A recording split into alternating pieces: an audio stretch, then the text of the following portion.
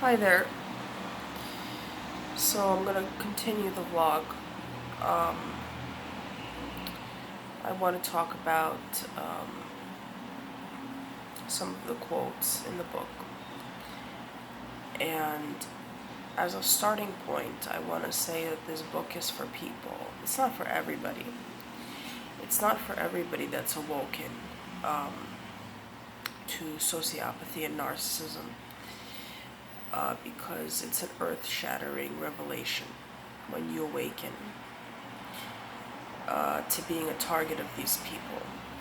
And you have to go through complicated grief a lot of the time. You have to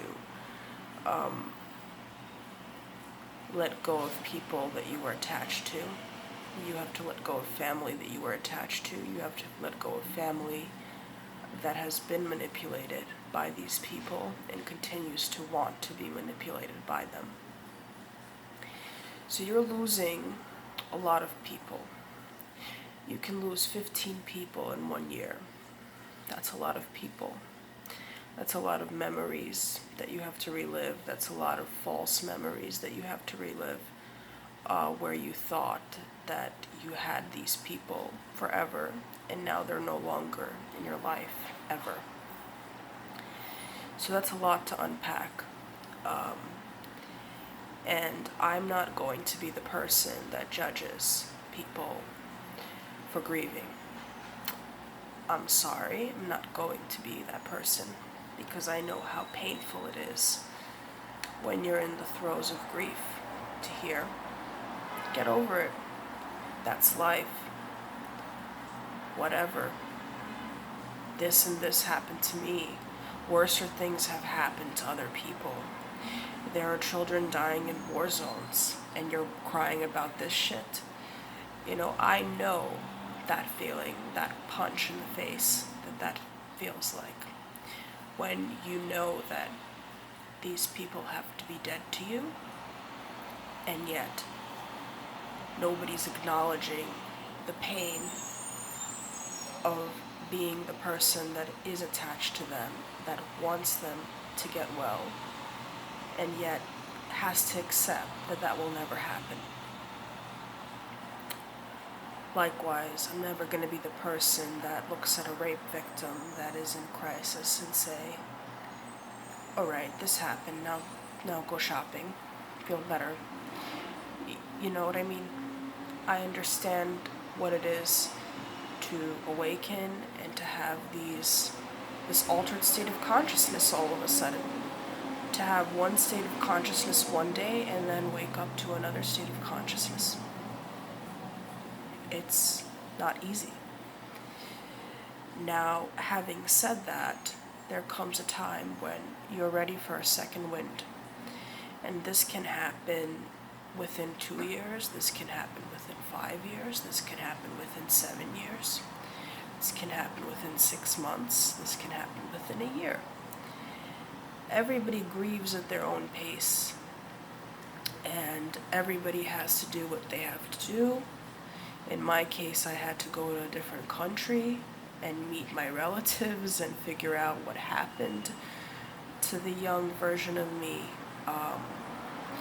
And I had to let go of those ties because I understood that they played a part in what happened. So everybody's story is different. Let's start with that. There is no cure-all. There is no person that can tell you, okay, this is a 6-month program, this is a 2-year program, and then you'll be fine. It's not possible to do that because you have to make the decision and you have to feel it in your bones that you're ready for a second wind, that you're ready for a chance at life, that you no longer are as attached as you were to these memories, and you are sick of talking about them, you're sick of reliving them, and you're tired of giving energy to these people that have betrayed you, and you find more value in yourself and maybe even in your inner child than you do in these people, whoever they are. Now,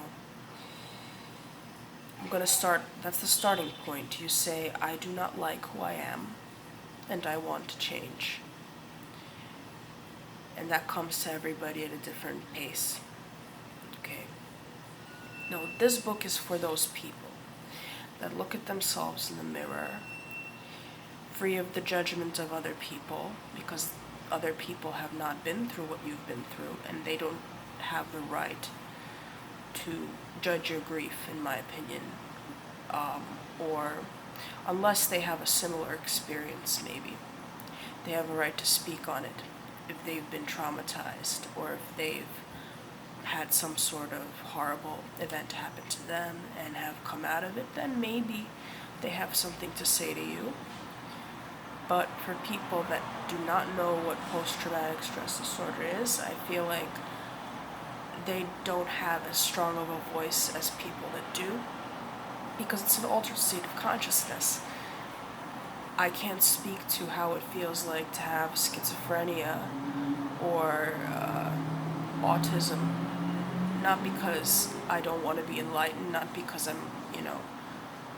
I may even read books and books and books about it and come to a point of a certain knowledge, but my voice will not be as powerful as a person that has actually experienced the altered state of consciousness that I'm trying to bring a person out of, and that's just reality.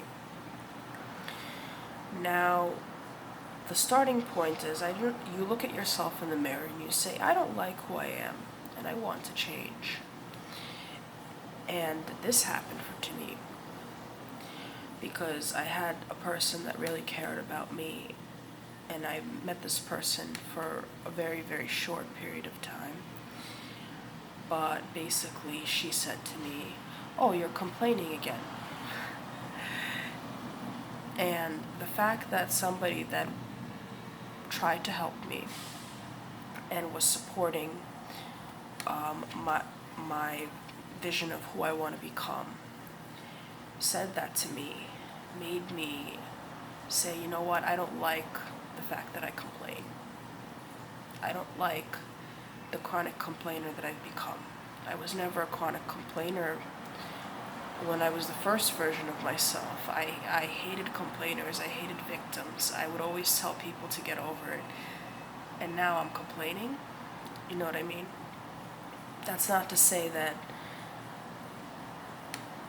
if somebody were to come to me and complain, I would completely brush them off, because I know sometimes people have traumatic brain injuries and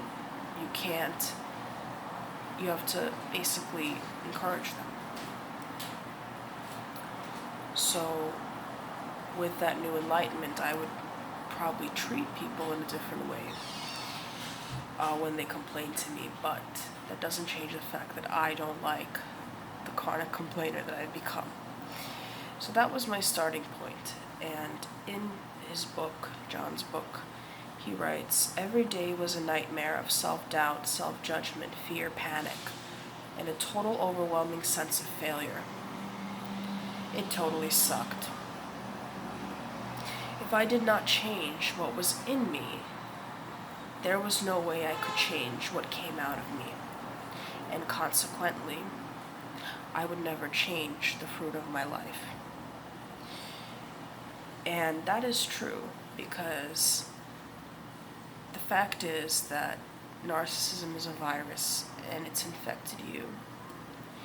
And now you need to change the negative behaviors that you have acquired as a result of this awakening in order to become the best version of yourself possible in the future.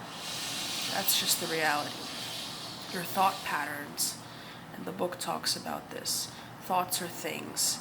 If you can change your thought patterns, then you will change what you do, and then consequently you will change who you become, who you choose to become.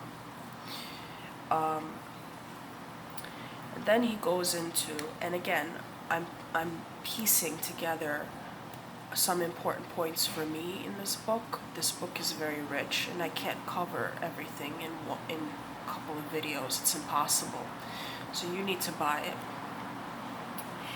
Then he goes on to talk about the ununiqueness of our suffering as survivors of trauma. And this, for me, was something revelatory because a lot of us think that our suffering is unique. And within this community, even, we create a kind of dichotomy, like it's us against the world. It's the people that know what trauma is versus the people that don't know what trauma is. And the people that don't know what trauma is are outside of our consciousness, and they cannot possibly understand how much we've suffered or what we have suffered, okay? And the fact is that that's not true. A lot of people have suffered in life and continue to suffer, and it is true that people have suffered things that we will never experience, and probably some people have died as a result of their suffering.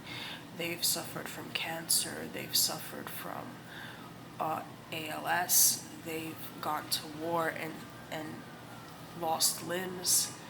So, sitting where I am, I can say that the fact is that suffering is a fact of life, and we have to accept that. And everybody has their problems, and everybody has their obstacles.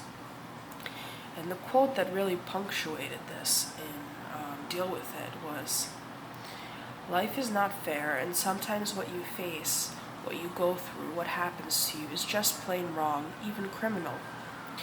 And that's in my story. It is criminal because basically everybody involved could have been persecuted in America, at least, not in the Ukraine, but in America. But you're not special or unique. The world is not plotting against you. It's rough for everyone. Problems and pain exist. They will always exist, but they must never be allowed to conquer your soul.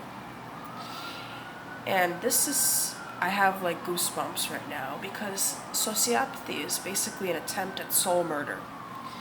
And if you could think of it in terms of a metaphor, you're a gladiator on a battlefield, and your soul has been almost entirely stripped from you. You're bleeding, you have eyes bulging out of your head. But the author is basically saying, you know what? That happens. And irrespective of whether or not you do want to hold on to that second wind and move forward in your life, obstacles will happen. And they will happen every day. And people are not going to like you. And you may not like people. And you may break up with people. Not because of the trauma, but because you're not compatible. You may regret things, and that's okay, because that is the fabric and tapestry of that is life is constructed out of. So we need to find a way to accept that. Even people that are not traumatized have struggles. And we need to see those struggles in order to see those people. And maybe even see those people as a source of strength for us. Your suffering is not unique. You've seen that within this community. You've seen that people have gone through the same experience that you've been through. They have a shared experience. And just because you have a shared experience within this community doesn't mean that your pain cannot be translatable to somebody else's experience outside of this community. So maybe somebody lost their father when they were a young person and they didn't develop PTSD, but that involved pain. And maybe you can help that person now realize that, okay, their current actions are as a result of that pain. Or maybe you can even see that person and say, wow, they've overcome this, and I can too, and I can overcome my pain as well if they have. So people suffer. Good people suffer, bad people suffer, and it seems as though it's randomized, you know? A lot of the time, bad things happen to good people. And so we need to accept that if we want to live on this earth as a fact of life. In order to be more empowered to deal with it. I'm gonna move on to the next video because I need to go to work. Kisses.